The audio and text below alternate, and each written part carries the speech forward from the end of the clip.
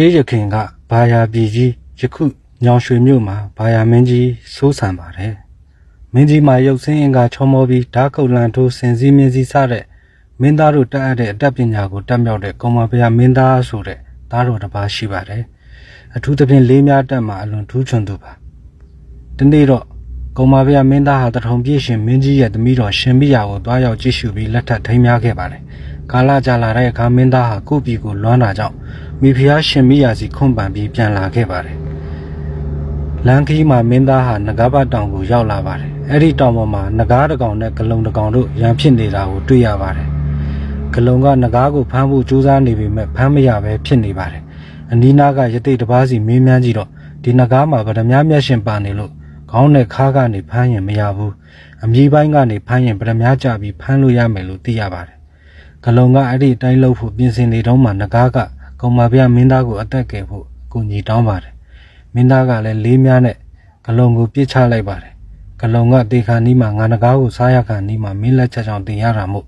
နောင်ဘဝမှာကြီးမားတဲ့ခန္ဓာကိုယ်နဲ့မင်းလန်းเจ้าမှာပိတ်ဆို့ပြီးရမှုနိုင်ပါစေလို့ချိန်စာတိုက်ပြီးတိတ်ဆုံးသွားပါတယ်ကျေးဇူးတင်တဲ့နဂါးကတော့မင်းသားကိုလိုအပ်ချိန်မှာ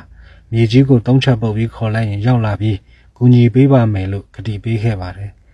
ဂလုံဟာနောက်ဘဝမှာပင်းတရားလိုင်ကူရဲ့အလဲကူထဲမှာကြီးမားတဲ့ပင်ကူကြီးအဖြစ်မွေးဖွားလာပါတယ်။အဲ့ဒီချိန်မှာပင်းတရားမျိုးအနီးကပုံတလောက်ကံမှာနတ်သမီးခုနှစ်ဖော်ရေကစားနေကြရာကနေမောင်ရီပြိုးလာလို့ပြန်မရတော့ပဲကူထဲမှာညအိတ်ခုန်နာကြပါတယ်။အလဲကူကပင်ကူကြီးကတော့နတ်သမီးတွေရဲ့စကားသံကြားပြီးကူပေါဝါကိုပင်ကူမြင်တွေနဲ့အထက်ထပ်ပိတ်ဆို့ပြီးနတ်သမီးတွေကိုဖမ်းချုပ်ထားလိုက်ပါတယ်။ဒီဖြစ်ပျက်ကိုကောင်မဘုရားမင်းသားကြားသိသွားတဲ့အခါနတ်သမီးတွေကိုကယ်ဖို့ပင်းတရားလိုင်ကူစီလာခဲ့ပါတယ်။ပင်ကူကြီးရဲ့အမြင်တွေကိုဖြတ်ပြီးဂူထဲကပင်ကူကြီးကိုလေးများနဲ့ပြစ်တက်နိုင်ခဲ့ပါတယ်။အဲဒီခါမှာပင်တရားဒေသခံတွေက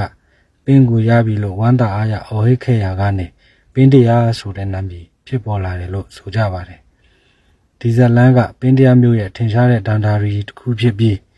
ရွှေဦးမင်းလိုင်ကူရဲ့အဝင်ဝမှာလဲကောင်မဘုရားမင်းသားလေးများနဲ့ပင်ကူကြီးကိုပြစ်တက်နေတဲ့ရုပ်ထုကိုတွေ့မြင်နိုင်ပါတယ်။